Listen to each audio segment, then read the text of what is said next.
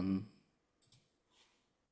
The media has reported accurately on something that happened in this war. I think that is the big breaking news of this, in that we hear about Israel killing Palestinians, Palestinian civilians while they're trying to get to aid or trying to get from point A to point B. And in so many cases, that has ended up being completely untrue and of course bombing hospitals, which Israel should do but hasn't done, is another thing we've heard about. In this case, Israel has been accused of bombing this aid convoy. That has happened, and then we are faced with a different problem, which is how do we judge it? Now, the world has been clear in its response. Unfortunately, Israel sides with their response. Some of us here have a different view. We haven't discussed this among us, so I don't know if every panelist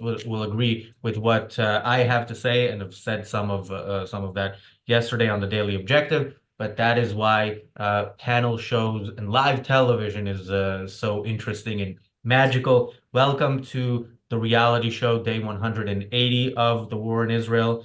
I'm joined by Morgan Carter, Michael Kaufman, Jonathan Honig. Hey guys, let me go to you first, Jonathan. Your thoughts on what happened a couple days ago?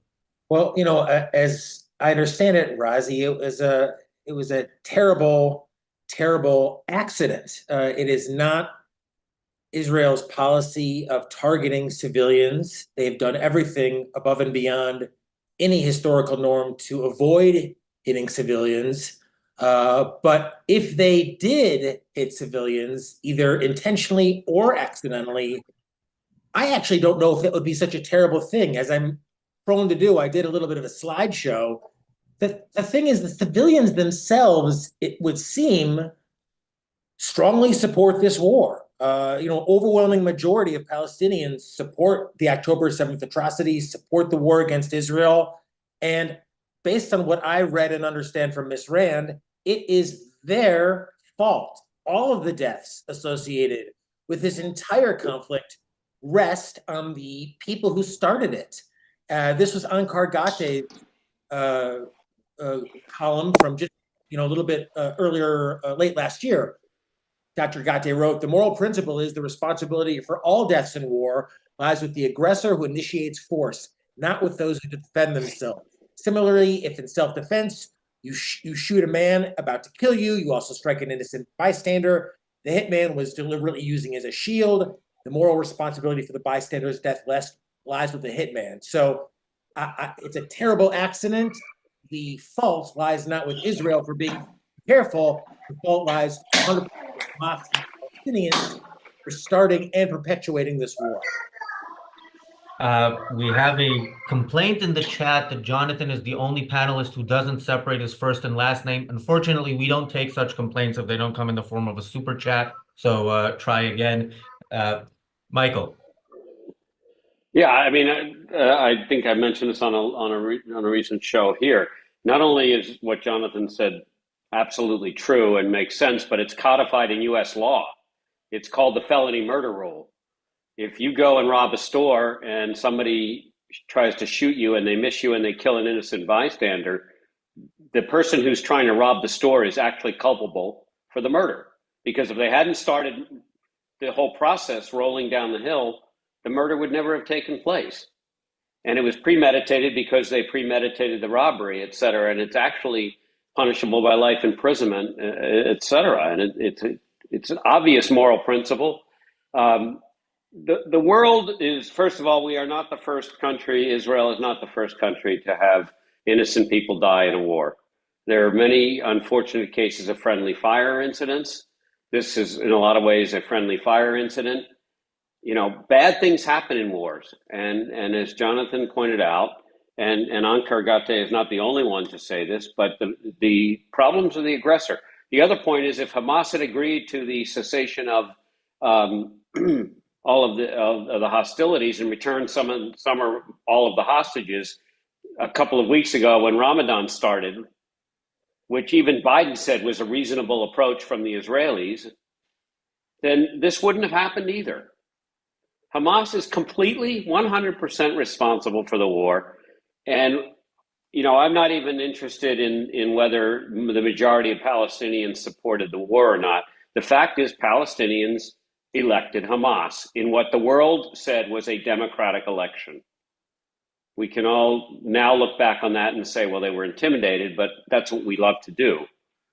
So the fact is that they elected a government who got them into a situation where Gaza has been destroyed and should be destroyed, and Rafah needs to be destroyed, and every last hostage needs to be returned, including all the dead bodies of the hostages that were taken. And the world should start behaving equivalently to Israel as it has to every other warring body in the world, which is you have the right to defend yourself, and the defender has the right to annihilate the aggressor. Morgan.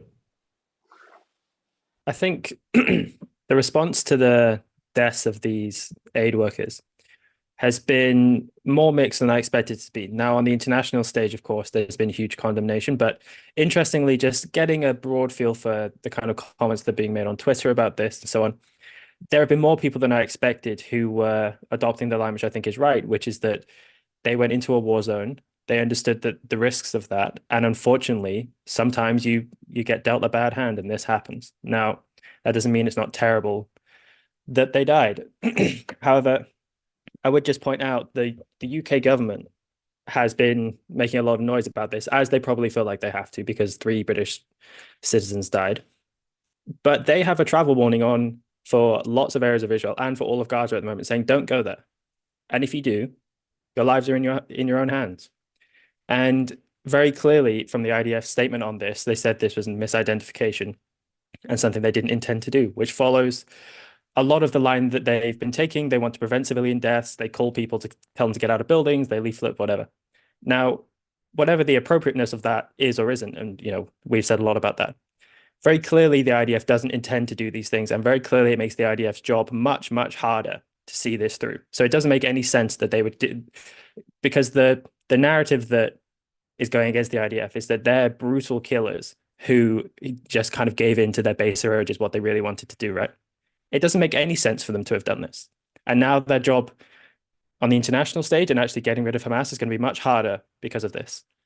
So I think this is an unfortunate thing for the IDF to have done, but the narrative going around is always just reflective of people's prejudices against Israel, not of any plausible explanation of the IDF's actions.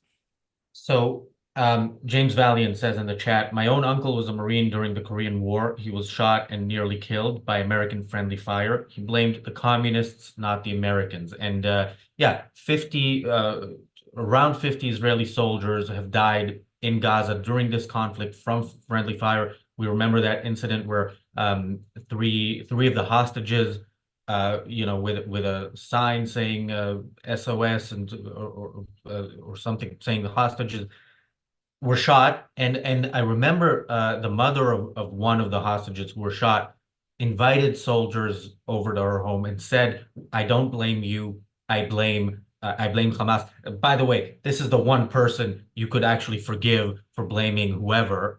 But she was wiser than anybody in Israel's leadership and anybody in the leadership of any country in the world, and understood who is actually at fault here. Now, Morgan, you said this might be tragic, even though it was unintentional. So first of all, there's demands from around the world that Israel investigate the matter, which of course they're doing, and that Israel apologize, which is very bizarre when you demand an apology before you've actually had the investigation and know what exactly happened. Was there bad intel? What exactly led to that attack? That's one thing. But another thing is, these are individuals who made a choice to go into not just a war zone, but specifically the guilty part of the war zone. They decided to go feed the Palestinians. So what they did is absolutely immoral, and I have to say I don't see it as a tragedy. I have very little sympathy for them. They should not, if this is what you decide to dedicate your life to, I mean, this is what they're doing. This is where they want to go. You know, it happens, and I don't feel bad for them. Jonathan, you're muted. Jonathan, you're muted. Thank you, Razi. And great points. Ms. Rand people always say, oh, Ayn Rand thought this or said this. Ayn Rand's thoughts on this very topic are available free after this program. Go click on them. Ayn Rand on the death of innocence and war. One of her comments, to your point, Razi, is why it's so important, why we are interested in holding our governments accountable. Quoting from Ms. Rand now, the war is a major reason people should be concerned about the nature of their government. The majority in any country in war is often innocent. But if by neglect, ignorance, or helplessness, they couldn't overthrow their bad government and establish a better one, then they must pay the price for the sins of their government, as we are all paying the sins of ours. And if people put up for the dictatorship, they deserve what their government deserves. Only concern should be who started the war. So, I mean, the whole reason why Israeli soldiers are out there, the whole reason, I mean, if they really wanted to stop it, Jose Andres, wouldn't he start by demanding that the hostages be returned? Like, first and foremost, if he really cared about people starving, is Michael's point, the bodies of these hostages as well, the remains. I mean, wouldn't that be a good start? Is actually by ending the war would be laying down your arms? Why is Israel expected to sacrifice in this case for people who are supporting their own destruction? Thank you for the reminder that it's Jose Andres who's behind World Central Kitchen. My favorite restaurant in the world is a Jose Andres restaurant, and I'm going to struggle to go back there after this, although he's not the worst of, his reaction was not as bad as some others that I've heard out there. Michael. I think the other thing to keep in mind here is the hypocrisy of the situation. You have countries who have their citizens who are known hostages and have been for 6 months. And the outrage that these countries are showing, or the supposed outrage they're showing over Israel's action, is actually greater than what they showed when the hostages were taken initially. And in some cases, greater than the outrage they had when those hostages were killed. And all of this tells you about the hypocrisy of the entire situation. This is completely, it is an unfortunate event. Bad things happen in war. As you said, Razi, these people volunteered to go into an active war zone.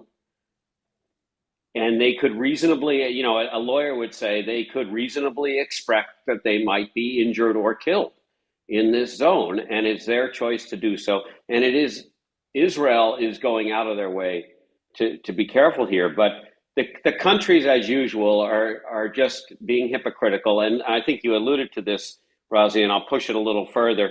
Israel's reaction has just been a little bit too tail between the legs. We're really sorry. This is absurd. They need to stand up and say what we are saying on the show, which is that war is bad and people that are in war zones get killed. And to remind people that 50 Israeli soldiers have been killed with friendly fire in the war that Hamas started. And this war could all be over, and none of this would have happened if Hamas would surrender and give back the hostages. Yeah, and that all soldiers, Israeli soldiers killed, whether by friendly fire or by terrorists, are killed basically because Israel is going out of their way to avoid civilian casualties, because if Israel didn't care about that, which I don't think they should, they would be bombing these places from the air. Many, many more civilians would die. Many, many more terrorists would die. The war would have been won, and the world would have been upset. Yeah. I'm going to share a disturbing picture. It's of one of the hostages, Razi, with your permission, briefly. Just how disturbing? Well, the face is blurred, but just to remind people of who's at fault here. And if let me ask you, if Jose Andres isn't giving aid to this guy, if he's not giving aid to the actual terrorists who perpetrated this massacre, if he's giving it to the people who are aiding and abetting him, I don't know how that's much worse, or I don't know how that's much better. You know what I mean? Isn't the whole point of war is to break the enemy's spirit, break their willingness to go out and commit these atrocities? And as long as they're just one bad mood away from launching an attack, this was Dr. Brooke and Alex Epstein's comment from 2006. I just lightly edited it. What is an innocent nation to do when it knows of a threat that, if left unaddressed, could result in a catastrophic attack on it at some point in the future? How can such projections dismissed by just war theorists as merely hypothetical? How will we know what the future will hold? So how is Israel supposed to just sit there now and say, oh, well, la-di-da, get bygones and bygones? I mean, this is an ongoing war started by Hamas. Israel has to end it, and end it for good. And aid workers be damned.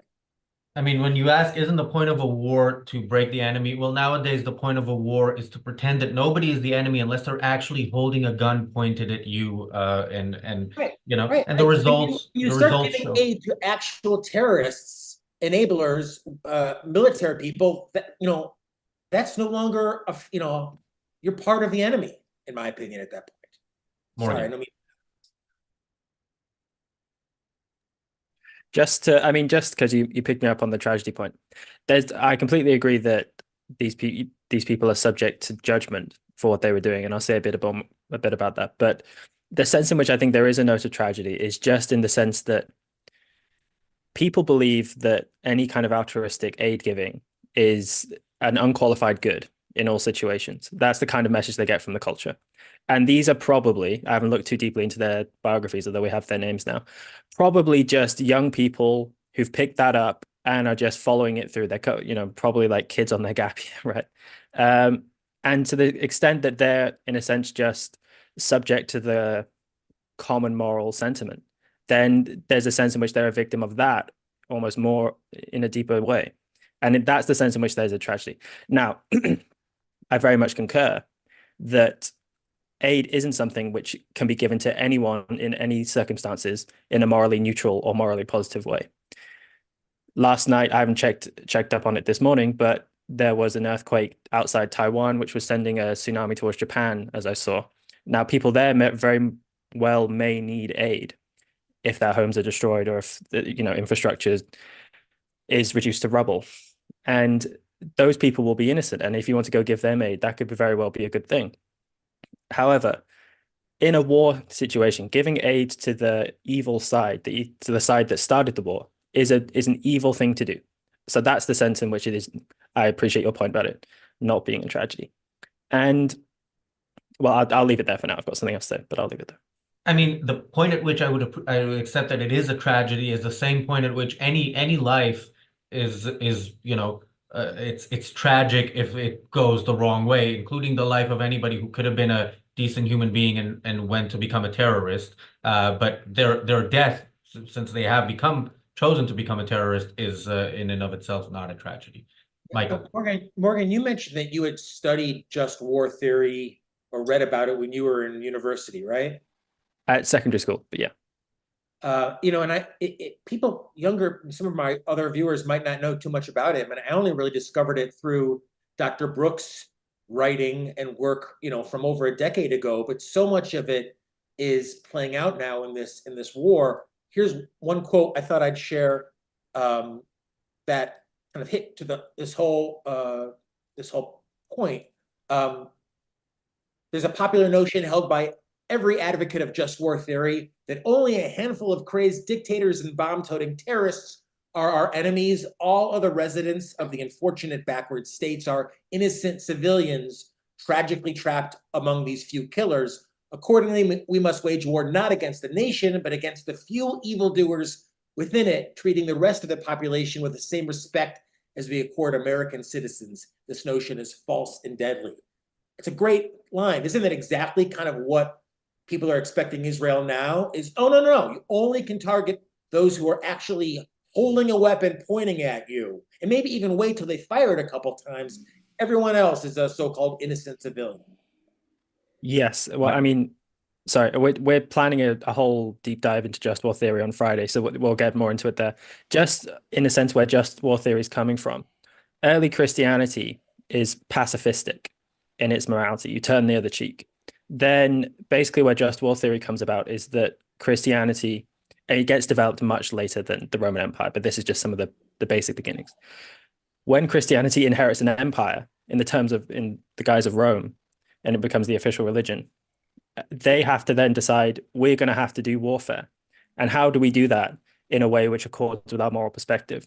So just war theory is a kind of concession from people who would like to be pacifists and yet know they have to go about a war as a necessity. And how are they going to do that? So yeah, the self-defense isn't the priority. It's about how can we be as close to pacifism with that whilst giving up on that principle.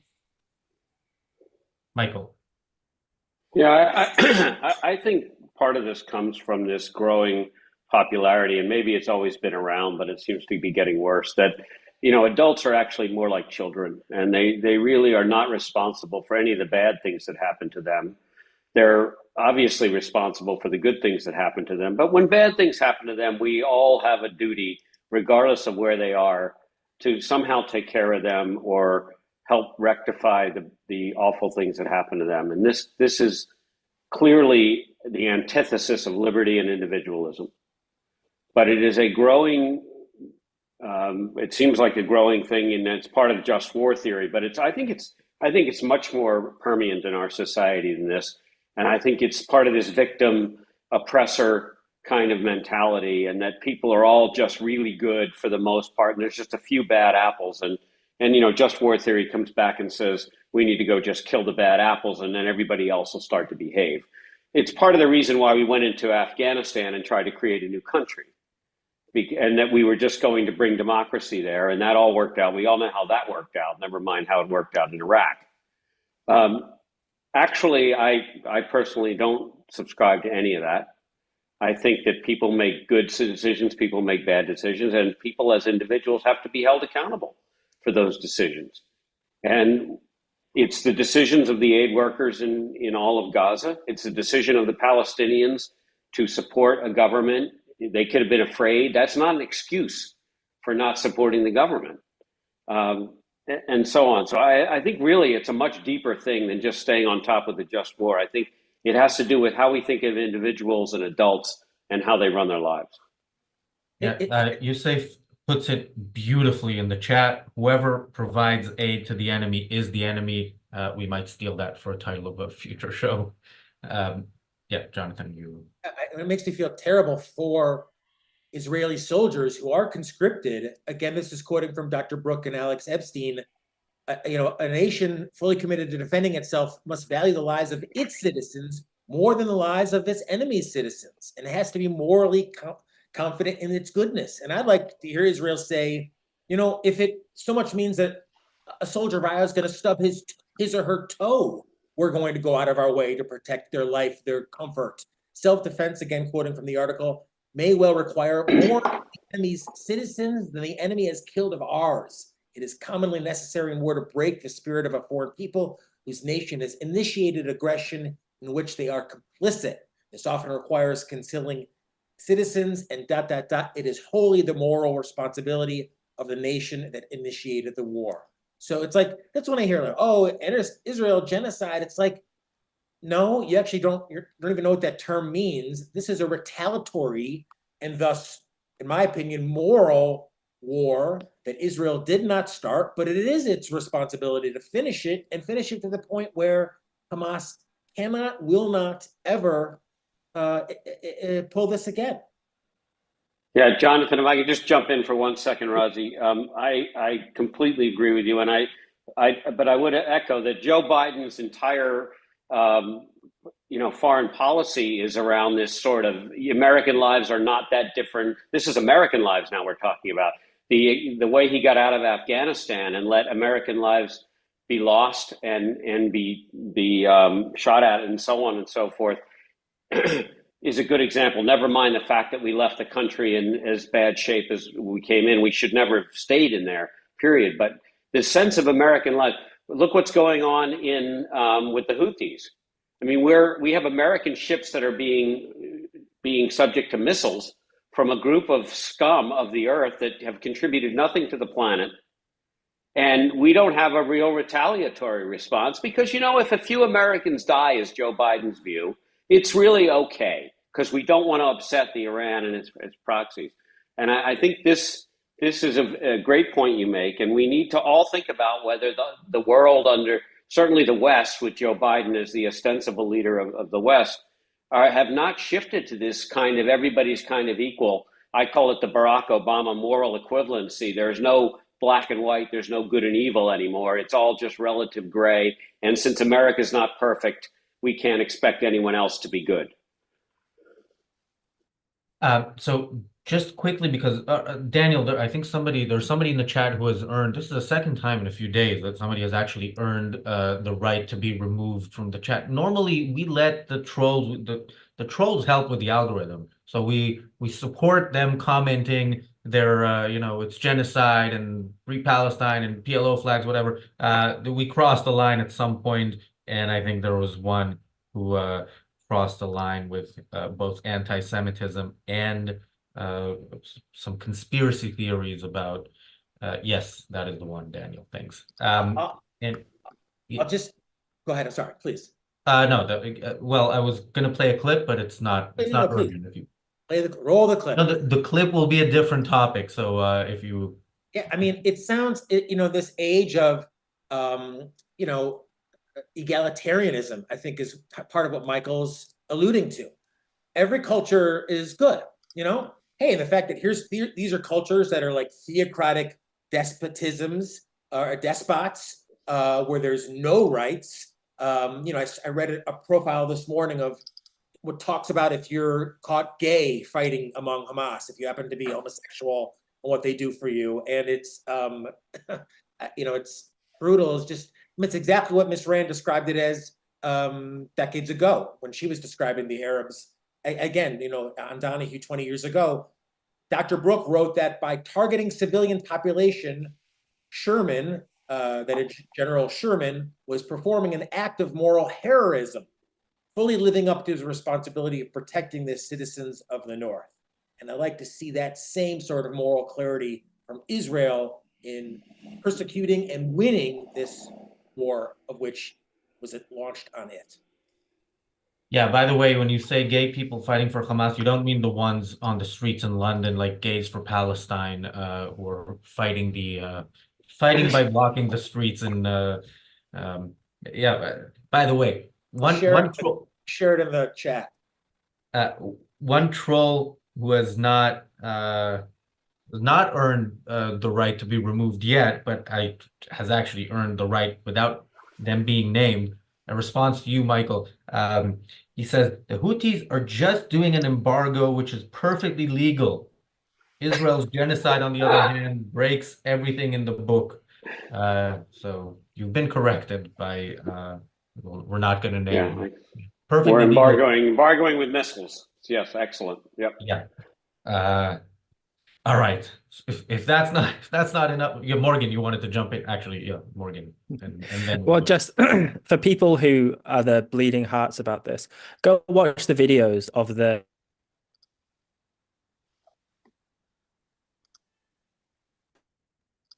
Morgan, you were about to recommend a video which sounded like it might be the greatest video ever seen, except all the videos on this channel, and then we lost you, which is a shame because we all want to watch the video after this show is over.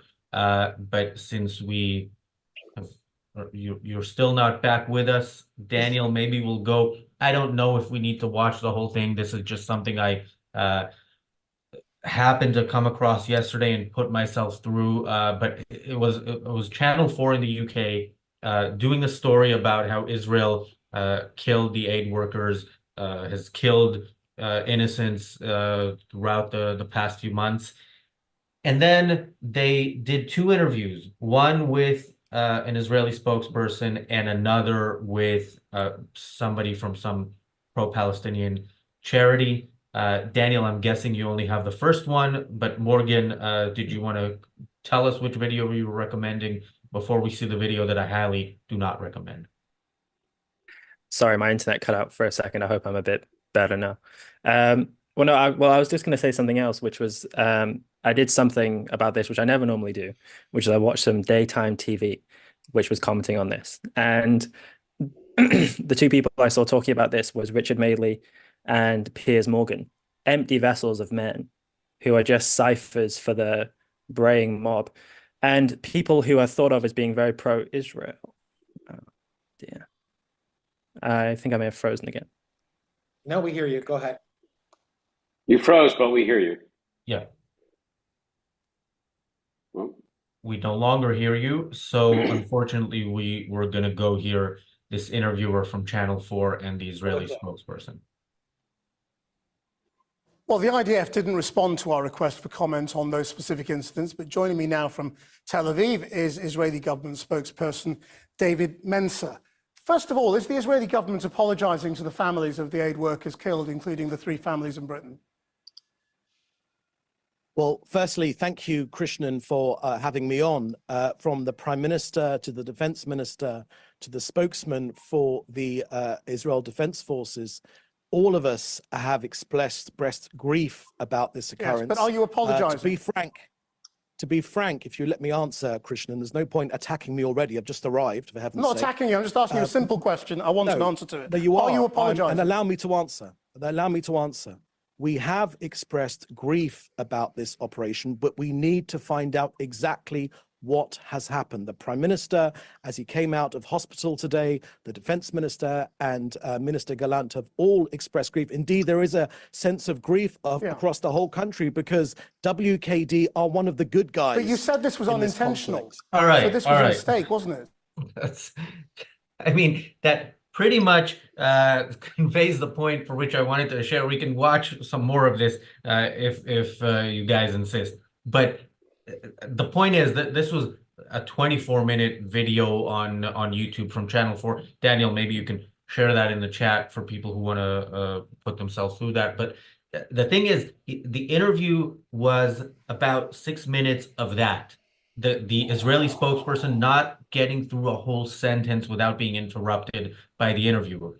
Following that, there was an interview, and at some point, the spokesperson said something like, "We're fighting against terrorists. You know, you should be on our side." And the interviewer said, "We're journalists. We don't take sides." And of course, the next interview was an interview of somebody from a charity that supports the Palestinians in this war, and they were not interrupted once. They were asked questions and got to answer those questions as much as they want. And this is the way this war is being covered in a nutshell. Israel is not Israeli spokespeople are not allowed to speak, even when they're on. Like the Palestinians are given basically, when it's news coverage, we're being told the Palestinian party line. When it's interviews, we're hearing the Palestinian party line. When it's interviews with Israelis, we're not allowed to even hear what Israel has to say in response. Jonathan. This whole issue of who is afforded rights, and Israel, whose rights are they infringing on here? And again, it makes me think of this comment from Ms. Rand, which was from I believe an extemporaneous comment. Our only concern should be who started the war. Once that's established, there's no need to consider the rights of the country because it has initiated the use of force and therefore steps outside the whole principle of rights. It's like, where were the rights of any of those individuals hit by the missiles lobbed totally inadvertently into the air over the many, many months? All those murdered, taken from their home on the kibbutzim or at the music festival. It's like, what was any concern for their rights, their welfare at all? So, Hamas and the Palestinians started this war. And so this whole notion that Israel should be apologizing, I mean, it's not a question of whataboutism. I always hate when people say, well, what about this? This isn't whataboutism. This is a response of the moral use of force. Israel's use of force, in my opinion, here is the moral use of force. It is a retaliatory use of force. And that's what makes, again, I think I'm paraphrasing Ms. Rand here's the choice of government so important, is that they've got a monopoly over the use of force. They represent you when it comes to the use of force. So they're acting in your name. You better be very careful about the type of government that you choose.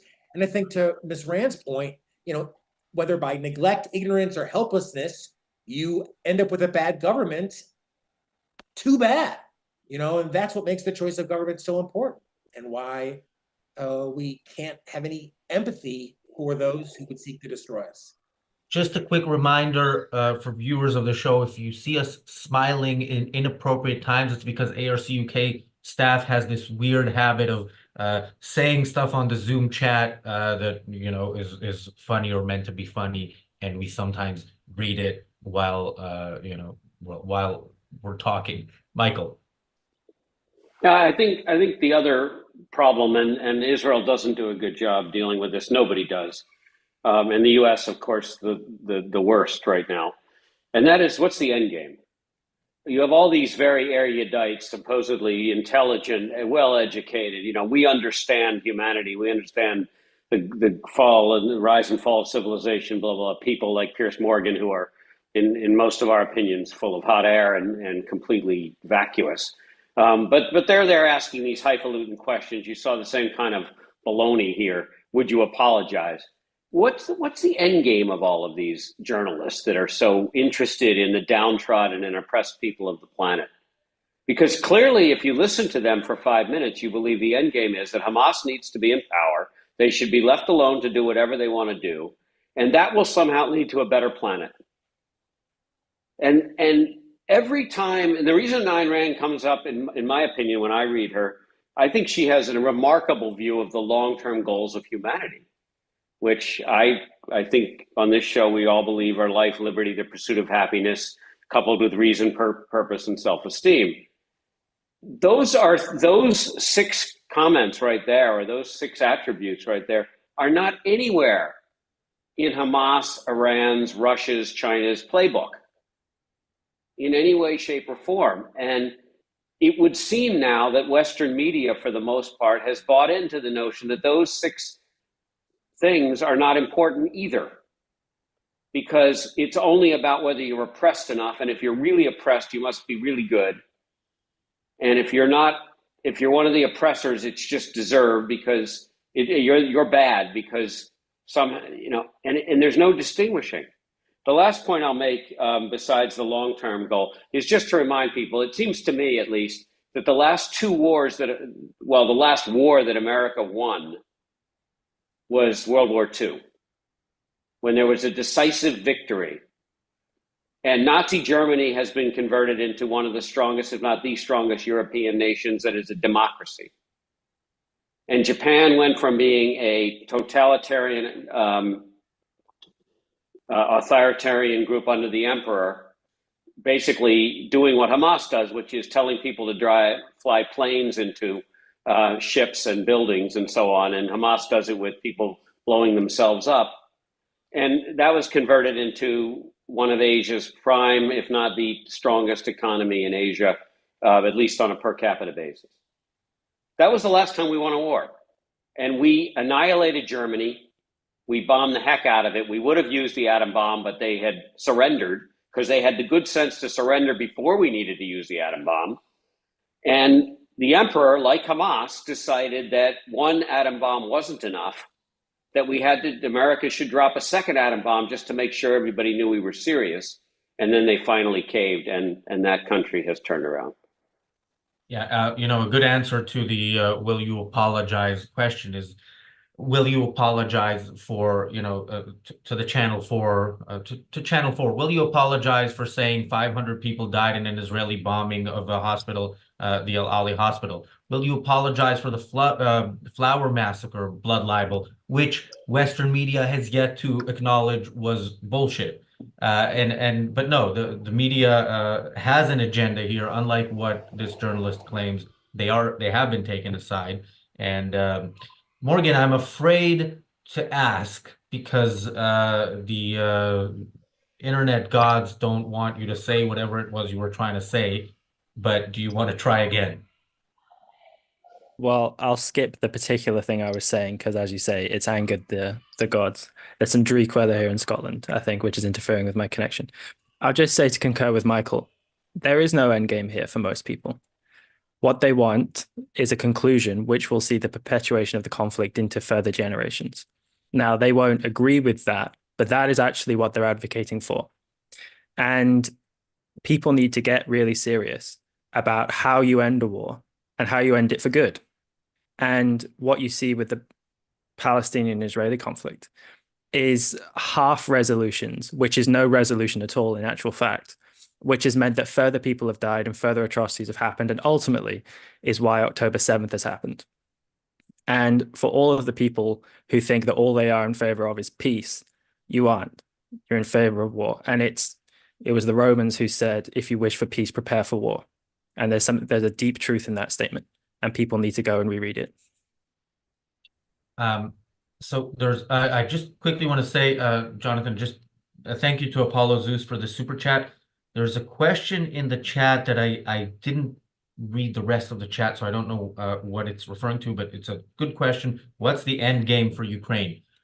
This is something that's very weird to me, that we have people actually not understand. I mean, it's as weird as people supporting the Palestinians, is people not supporting Ukraine. The end game for Ukraine is not to be taken over by Russia. That's a pretty good end game. You know, so, you know, Ukraine's war is as just and as much worthy of our support as Israel's war. They are fighting against tyrants who want to kill them and take them over, and we absolutely should support them. Jonathan. I think I remember at one point Dr. Peikoff talking about war. Maybe somebody can remind me this from his podcast. In effect, making the point that the idea was to make the threat non-threatening. Hamas is an immense threat to Israel. Was even before October, and it continues to be. And as long as they're a threat, what do you expect Israel to do? How can you expect it just to, Morgan, to your point, or, Razi, to your point, just kind of hold its hands up and say, oh, well, let's just lick our wounds for a couple years or months until, the next conflict begins. It seems like it's the role of government is to protect you from threats, foreign and, domestic and abroad. And you've got this foreign government. It's not just one or two errant people. It is a government-sponsored war machine at your doorstep. How can you have a ceasefire? And I think, Morgan, to your point, it's like who's not against peace? Oh, we're all for peace, love, and understanding. But can you be with peace? How can you have peace with people who literally come into a music festival and start butchering true civilians? No rhyme or reason, no purpose. And it reminds me again of Miss Rand's comments, and you don't have to be an expert on the history of the Middle East or whose land and this land. And think about what Miss Rand told Donahue in the 70s. Here you have Israel, which is actually a largely secular country devoted to reason, production, technology, health production. I mean, just improving people's quality of life by and large, respecting individual rights. And then the Islamist world, certainly the Palestinian world, which is Islamic, theocratic, no protection of rights at all. And any production they have has gone into a war machine aimed at Israel. So reap what you sow. Yeah, but you talked about the role of government. First of all, supporters of the Palestinians would not agree with you on the role of government. They want, by and large, they support. Goes attacks Israel. Kills Yeah, Jews. by and large, for their own governments, wherever they are, they support a government that is tyrannical in some form or another. And of course, when it comes to Israel, they don't want Israel to exist. So that is why when Israel defends itself, that is when they have a problem with Israel, and even when Israel doesn't. Michael. Yeah, I think, again, going back to the theme of adults and responsibility, one of the things about adults is you're supposed to take them at their word. And I'm not talking about the fact that October 7th happened and then the leadership of Hamas said that we intend to continue to repeat October 7th as long as it takes. But if you go back further and look at the constitution of many of the Islamist countries, it is to annihilate Israel. Now, when adults write down a book that says we are going to annihilate a group of people, normally with an adult, you're supposed to take them seriously at their word, because that's what adults are supposed to do. They're not children.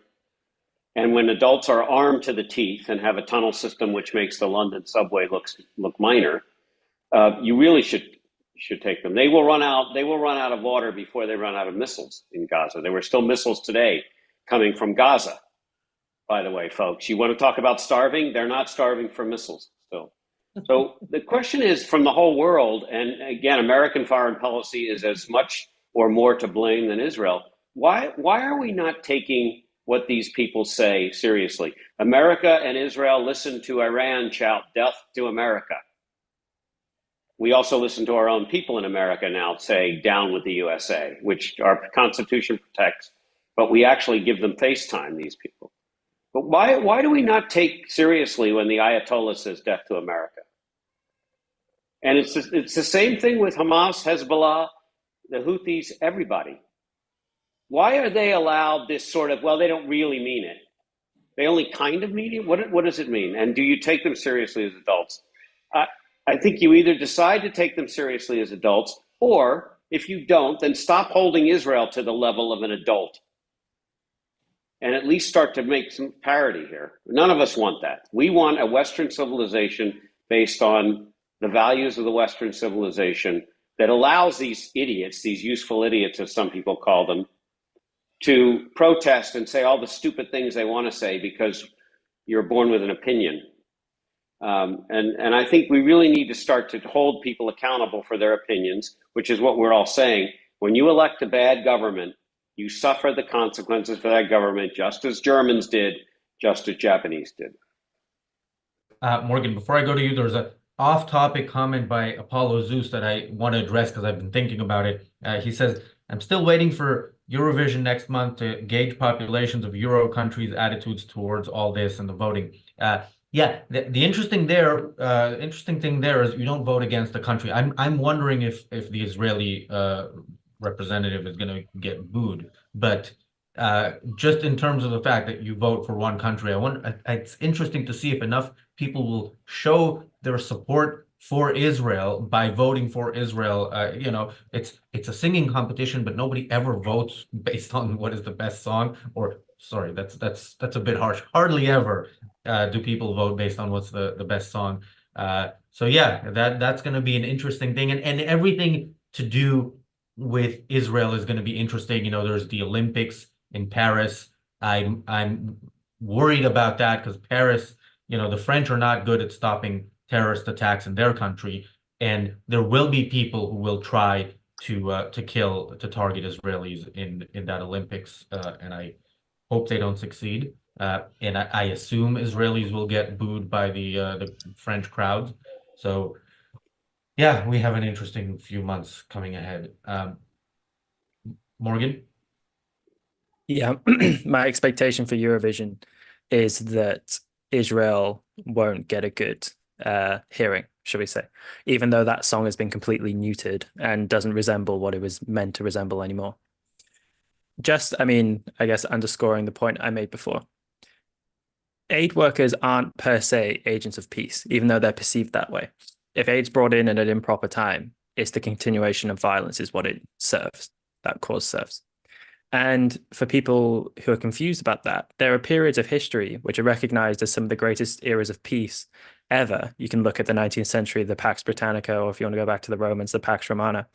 And this wasn't a period where tremendous militaries didn't exist to wage wars. They existed, and if any wars were threatened, they put them down very quickly and very harshly. And so military action isn't per se a opponent of peace. They're the ones who can ensure it. And for people who act like peaceniks or pacifists, you're people who enable evil to happen by disarming good people of the moral authority to do what's necessary. And it really gets my goat whenever these people get to clothe themselves in the banner of peace and act like that's what they really care about. Because at best, what they are is frivolous. And at worst, what they are is malign. Jonathan? I think it's really well said, Morgan. I mean, I go back to, this, it's not all about statistics, but I think very telling statistics. Dr. Yaron Brook always says, we get the government we deserve. And if you look at the wide variety of polls, Palestinians, Razi, to your point, support this decision. They support the war. There's no interest in giving up. There's no interest in backing down. There's no interest in surrendering. And that is their fault. And I guess I'm a little curious about those who would want to aid that. Like, do I have a lot of Rahmanis, as they say, for people who are supporting and supportive of attacks on Israel, taking these women and brutally sexually assaulting them and ripping their bodies apart and parading them in the streets? Do I think they need to have a full meal in their belly every night these days? I don't. And I question the real aid. I think, Morgan, was what you were alluding to, the aid to begin with, when there's good and there's sides, there's good and there's bad, in the middle there's evil. And I think this is that middle, to paraphrase Miss Rand, of which no aid is deserving. Yeah, that was my point. Yeah, so every time we show those polls where 72 or 75% of Palestinians support October 7th, I repeat this point because it's important. Those polls do not tell you that 25 to 30% of Palestinians think it's a bad thing to slaughter Jews. They tell you what they think about specifically the October 7th attacks now in the current situation, knowing the aftermath and knowing how it played out. So if you look at other polls, for example, I think there was some poll about the what's it called, the Martyrs Fund. Every terrorist, we have welfare states in many countries, which I think everybody in this panel would agree we oppose. But in some countries, it's if you can't pay rent or you can't pay in the supermarket, you get money from the government. In the Palestinian Authority, in the Palestinian territories, you get money from the Palestinian Authority for actually being a terrorist. Like, if you kill Jews or if you were involved in a terrorist attack, if you're in prison, your family gets money. Money, by the way, that comes from taxpayers in countries like the US and the UK.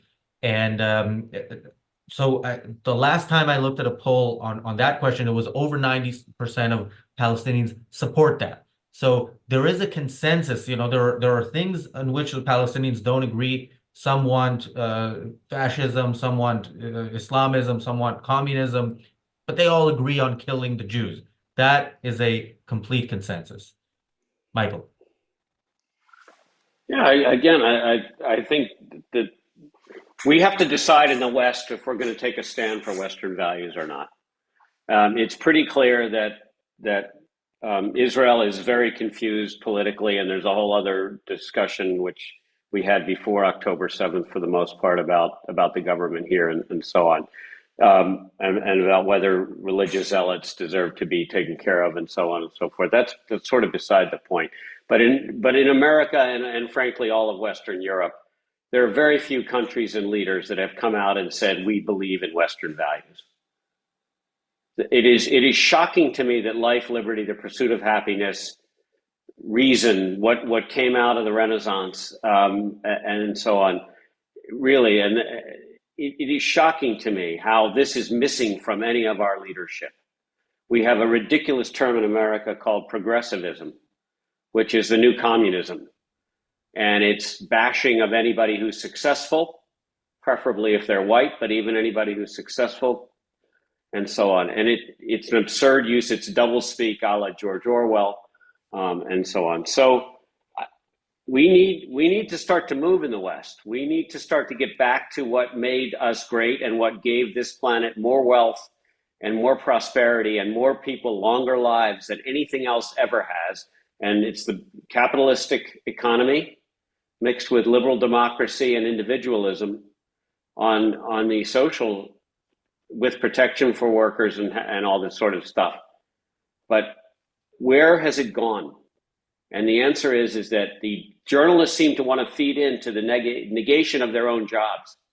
There's not a single country that these journalists support that actually have free press. It's shocking. When people are authors of their own destruction, and Ayn Rand uses those terms beautifully, you need to run away from them as fast as possible. And that is where we are headed. It's like the gays for Palestine. These are people that would be actively beheaded and thrown off buildings in Palestine, and yet they are supporting the very thing that would kill them. Those people should not be taken seriously. And oddly enough, could get asylum in Israel because well, not oddly, they could get asylum in America too, but they'll say the end. Let's end America. Just quickly, Willful Thinker says about the Martyrs Fund that it's $10,000 and an apartment for October 7th. Reportedly, I don't know if this is true, but I heard the real estate market in Gaza is not as hot as it used to be at the moment, so they might have a problem. Right, that's like savage. That's why I go back to that interview and Miss Rand called Razi. Does she call the culture savage, primitive, barbaric? I forgot what it is. I mean, it's all like to have that, Michael, to what you're alluding to have it, indoctrinated that you get a bounty like that for performing a complete terrorist act is so ugly and so savage, like so much of the Islamist world. As against, I've been to Israel 3 times. It's an amazing modern metropolis bursting with wealth, with opportunity, with development, with intelligence, with reason, and to get to some of those, I think, ideas that Michael was alluding to, I would recommend Miss Rand's essay on Americanism, a new textbook of Americanism. It's a book that was republished a number of years ago. It's on exactly what was spoken about and what is needed so desperately in the Middle East and all around the world, including the USA. Yeah, just quickly, because I have the book right here. What Ayn Rand said, this is from her Ford Hall Forum Q&A after her Ford Hall Forum talk in 1973. The question was what should the United States do about the Arab-Israeli conflict? So this is part of the answer. Further, why are the Arabs against Israel? This is the main reason I support Israel. The Arabs are one of the least developed cultures. They are practically nomads. Their culture is primitive and they resent Israel because it's the sole beachhead of modern science and civilization on their continent. When you have civilized men fighting savages, you support the civilized men no matter who they are. So yeah, that is, Morgan, you will have the final word, although that would have been a good final word, but I couldn't wait. Si vis pacem parabellum. Let's see if the Scottish government comes to arrest me for saying it. Nothing else. All right, very quickly, Michael, where can people find more from you? Best, probably the easiest is LinkedIn, Michael Kaufman, Miami and Boston, and biotechnology. Jonathan, other than the book you just held up, any other books? The other one is Leonard Peikoff's new book, Can You Really Love a Dog? On a much more benevolent subject from the world's greatest living objectivist. Morgan. You can find me at Morgan Carter 98 on Twitter, and my Substack will be linked in the description. Once the final article is recovered from Don Watkins' scathing criticisms, you'll find me writing about heroes and culture and literature on there. I'm at Razi Ginzberg on X, and we will be back here tomorrow with the Daily Objective and the reality show. Thanks, guys, for joining. Thanks, everybody, for watching. See you. Thanks, Razi. Cheers. Okay.